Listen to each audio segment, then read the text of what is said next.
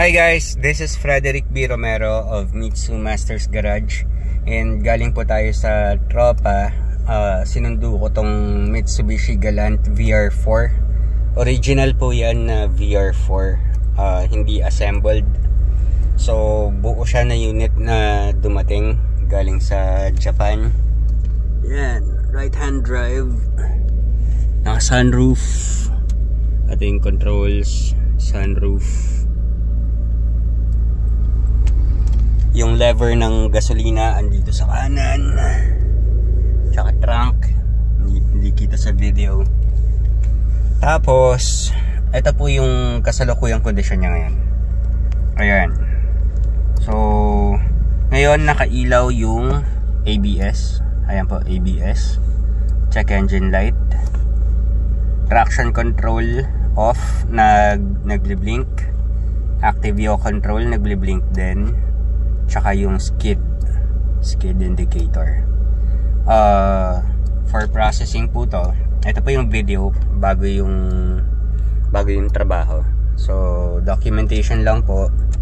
Yan, pag nag-aircon, ang RPM niya ngayon nasa mga 1250. Tansya lang po kasi hindi ko pa sinasalpakan ng scanner. Ngayon, patay ang aircon yan. Mainit na po to, mainit ng makina. Ngayon, pag nag-aircon, tumataas naman. Lalo nga lang tumataas. Ayan.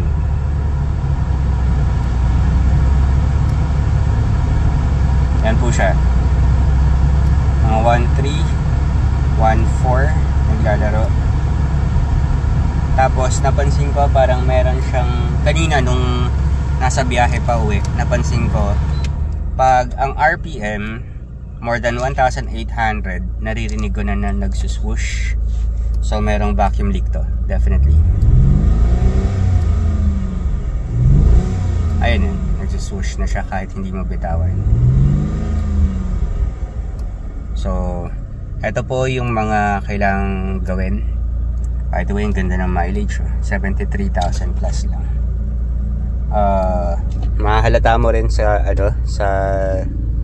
dito sa stereo panel na right hand drive siya kasi nakapaling to.